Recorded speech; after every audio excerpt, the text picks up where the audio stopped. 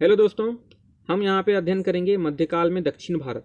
ठीक है, मध्यकाल में हमने उत्तर भारत के विभिन्न वंशों के बारे में डिटेल से अध्ययन किया है। अगर आपने वो वीडियो नहीं देखा है तो कृपया वो वीडियो देख लें। ठीक है, जिससे आपको मध्यकाल में उत्तर भारत में कौन कौन से वंश हुए इस बारे में आपको एक निरंतरता से जानकारी प्राप्त होगी। हम यहाँ पे अब देखेंगे जब उत्तर काल में विभिन्न तुगलक वंश और विभिन्न प्रकार के वंश हो रहे थे तो दक्षिण भारत में इस वक्त क्या चल रहा था। तो यहाँ पे भी हम विभिन्न वंशों के बारे में अध्ययन करेंगे। तो आइए चलते हैं। सबसे पहले तो जो दक्कन वाले जो क्षेत्र में खानदेश एक प्रमुख वंश था। ठीक है, खानदेश एक प्रमुख स्थान था जहाँ के शासक मलिक रजा फारूकी, उसके बाद हुए आदिल खां द्वितीय। ठीक है, जिसने गोंडवाना और गढ़मंडला को जीता था। नेक्स्ट जो शासक हुए नासिर खां, इसका केंद्र अशीरगढ़ था।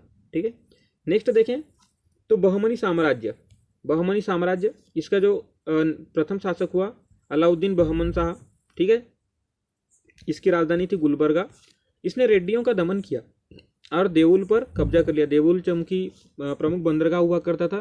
ठीक है, इसने जजिया को हटाया। जजिया जो कि गैर मुसलमानों पे लगाया जाने वाला जो कर है जजिया, उसे इसने हटा दिया।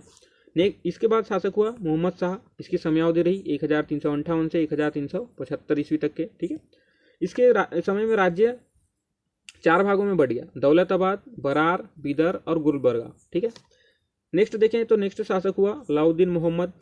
ठीक है, उसके बाद आया दाऊद द्वितीय, उसके बाद आया गयासुद्दीन, नेक्स्ट जो है शमसुद्दीन दाऊद।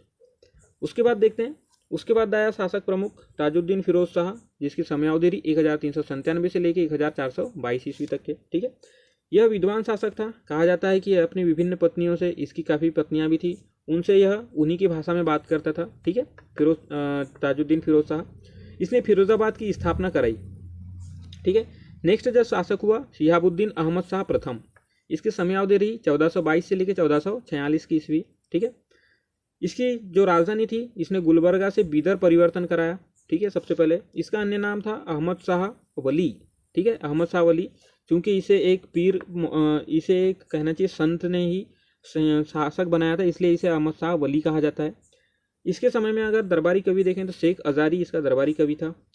नेक्स्ट जो शासक हुआ अहमद शाह द्वितीय। इसकी समयावधि थी 1446 से लेकर 1458 ईस्वी। नेक्स्ट शासक सुल्तान शमसुद्दीन मोहम्मद द्वितीय।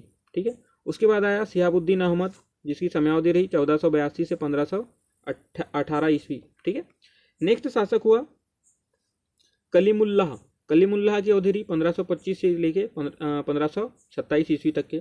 नेक्स्ट जो देखते हैं, नेक्स्ट जो हम वंश के बारे में पढ़ेंगे बरार वाले क्षेत्र में फतेउल्ला इमाद शाह, ये इमाद शाही वंश के बारे में। ठीक है, इसने इमाद शाही वंश की स्थापना की और 1574 ईस्वी में इसके बरार वाले क्षेत्र को अहमदनगर में मिला लिया गया। ठीक है, नेक्स्ट जो है बीजापुर वाले क्षेत्र में, जहाँ पे आदिल शाह था, जिसने आदिल शाही चलाई बीजापुर वाले क्षेत्र में। तो इसका जो प्रमुख संस्थापक शासक था यूसुफ आदिल शाह खां। ठीक है, इसने आदिल शाही वंश की स्थापना की। इसमें नेक्स्ट शासक हुआ इब्राहिम आदिल शाह, जिसकी समयावधि 1534 से 1558 ईस्वी। ठीक है, इसने उपाधि शाह की उपाधि ली इसने, और इसके राजभाषा फारसी से इसने हिंदवी कर दी। ठीक है, अपनी राजभाषा को फारसी से चेंज करके इसने हिंदवी कर दी। आगे देखें, नेक्स्ट जो शासक हुआ अली आदिल शाह की जो समयावधि रही 1558 से लेकर 1580 ईस्वी तक के।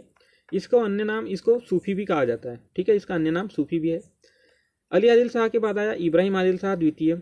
इसकी समयावधि रही 1580 से लेकर 1627 ईस्वी तक के। ठीक है, इसका अन्य नाम देखें तो जगत गुरु या अबला बाबा, इसका 2 नाम अन्य नाम भी हैं, जगत गुरु, अबला बाबा और निर्धनों का मित्र, इसे विभिन्न अन्य नामों से भी पुकारा जाता है। ठीक है, इसने किताब नवरस की रचना की। ठीक है, इसने निर्माण भी कराया नवरसपुर, जिसको बाद में इसने राजधानी भी बनाया। ठीक है, इसके बाद जो शासक आया मोहम्मद आदिल शाह। ठीक है, इसने मकबरा, इसका जो मकबरा है गोल गुंबद। ठीक है, ये काफ़ी प्रसिद्ध है। नेक्स्ट देखें तो अहमदनगर वंश, जिसमें निजाम शाही थी। ठीक है, मलिक अहमद यह इसका संस्थापक शासक था। ठीक है, इसने उपाधि ली निजाम उल मुल्क की उपाधि ली इसने अहमदनगर का निर्माण भी कराया, जिसको इसने बाद में राजधानी भी बना ली। ठीक है, नेक्स्ट जो शासक हुआ बुरहान निजाम शाह। उसके बाद आया हुसैन निजाम शाह, जिसने हुसैन निजाम शाह जो था ये विजयनगर के विरुद्ध संघ में शामिल हुआ। ठीक है। जो तालीकोटा का युद्ध होता है, हम आगे विजयनगर साम्राज्य के बारे में अध्ययन करेंगे, जिसमें हम पढ़ेंगे विजयनगर के विरुद्ध जो संघ बनता है और जो तालीकोटा में युद्ध होता है उसके बारे में, ठीक है। तो ये जो हुसैन निजाम शाह था वो विजयनगर के विरुद्ध संघ में शामिल हुआ था। मुर्तजा निजाम शाह नेक्स्ट जो शासक हुआ, यह मुगलों का, इसके समय में जो है मुगलों का प्रथम आक्रमण होता है, ठीक है। अहमदनगर पे मुगलों का प्रथम आक्रमण होता है। नेक्स्ट जो शासक आता है बुरहान, उसके बाद जो शासक आता है इब्राहिम, उसके बाद आता है मलिक अंबर। मलिक अंबर एक प्रमुख शासक होता है। यह छापामार युद्ध का विशेषज्ञ था, ठीक है, जिसका अनुसरण बाद में शिवाजी ने भी किया, उसके बारे में भी हम डिटेल से अध्ययन करेंगे, ठीक है। इसने रैयतवाड़ी लागू करा दी पूरे क्षेत्र में। रैयतवाड़ी अर्थात कर की एक व्यवस्था होती है रैयतवाड़ी। यहाँ पे देखें, रैयतवाड़ी से क्या तात्पर्य कि रैयत, छोटे छोटे किसानों को कहा जाता है रैयत। पहले अगर कर वसूलना है तो अगर सीधे किसानों से कर वसूली की जाती है तो ये रैयत व्यवस्था कहलाती है, ठीक है। तो ये रैयतवाड़ी व्यवस्था इसने मलिक अंबर ने लागू की। इजारा प्रथा को समाप्त कर दिया। पहले के शासक इस पूरे क्षेत्र को किसी एक व्यक्ति को इजारेदारी व्यवस्था के में दे दिया करते थे। इजारा मतलब ठेका होता है, तो ये ठेके में दे दिया करते थे कि आप यहाँ से मुझे वसूल करके इतना दे दीजिए। परंतु इसने उस व्यवस्था को समाप्त करके सीधे किसानों से कर वसूली का प्रारंभ की, ठीक है। नेक्स्ट देखें, गोलकुंडा वाले क्षेत्र में था कुतुब शाह, ठीक है, जिसने कुतुबशाही की स्थापना की। इसका जो प्रमुख संस्थापक शासक था कुली शाह, ठीक है। नेक्स्ट जो हुआ शासक इब्राहिम, विजयनगर के विरुद्ध संघ में यह भी शामिल हुआ। अभी हमने चर्चा की विजयनगर के विरुद्ध जो संघ बना था, तालीकोटा के युद्ध के बारे में चर्चा की थी, ठीक है। इसके बाद जो शासक हुआ मोहम्मद कुली, ठीक है, जिसने हैदराबाद नगर की निर्माण की, जो वर्तमान तेलंगाना की राजधानी भी है, काफ़ी हाईटेक सिटी है, ठीक है।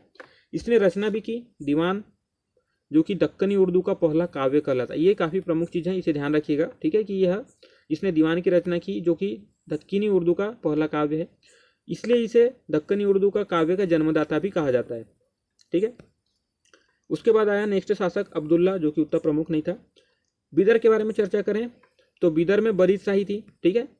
इसकी जो स्थापना है अमीर अली बरीद ने की थी, जिसका उपनाम दक्कन की लोमड़ी भी है। काफ़ी चालाक शासक हुआ था, तो इसलिए इसे दक्कन की लोमड़ी भी कहा जाता था। तो ठीक है दोस्तों, देखते हैं हमने क्या क्या अध्ययन किया। हमने यहाँ पे मध्यकालीन दक्षिण भारत जो दक्कन वाले क्षेत्र हैं उसमें विभिन्न वंश के बारे में देखा, जिसमें खानदेश में देखा, ठीक है। बहमनी में बहमन शाह के बारे में चर्चा की, मोहम्मद शाह के बारे में चर्चा की, अलाउद्दीन मोहम्मद के बारे में चर्चा की, दाऊद मोहम्मद द्वितीय, गयासुद्दीन शमसुद्दीन दाऊद के बारे में चर्चा की, ठीक है। ताजुद्दीन फिरोज शाह के बारे में देखा, शिहाबुद्दीन अहमद शाह के बारे में देखा, अहमद शाह द्वितीय, सुल्तान शमसुद्दीन द्वितीय, मोहम्मद द्वितीय, शिहाबुद्दीन अहमद कलीमुल्ला, इस बारे में अध्ययन किया। नेक्स्ट हमने बिहार में देखा, बरार में देखा फतहुल्ला इमा शाह के बारे में चर्चा की। बीजापुर में देखा यूसुफ आदिल शाह खां के बारे में, जिसने आदिल शाह वंश की स्थापना की। इब्राहिम आदिल शाह के बारे में चर्चा की। आगे हमने देखा अली आदिल शाह, इब्राहिम आदिल शाह द्वितीय, मोहम्मद आदिल शाह, ठीक है। अहमदनगर वंश की देखा, अहमदनगर वंश के बारे में चर्चा की, जिसमें निजाम शाही थी, ठीक है। मलिक अहमद के बारे में चर्चा की, बुरहान निजाम शाह, हुसैन निजाम शाह, मुर्तजा निजाम शाह, बुरहान, इब्राहिम, मलिक अंबर के बारे में हमने देखा। आगे हमने देखा गोलकुंडा में कुतुब शाह था, जो इसमें कुतुबशाही वंश की स्थापना की। कुली शाह के बारे में चर्चा की, इब्राहिम मोहम्मद कुली, ठीक है। अब्दुल्ला बिदर, जिसमें बरीद शाही थी, ठीक है। अमीर अली बरीद के बारे में चर्चा की। तो ठीक है दोस्तों, अगर आपको जानकारी पसंद आती है तो इसे शेयर कीजिए। धन्यवाद।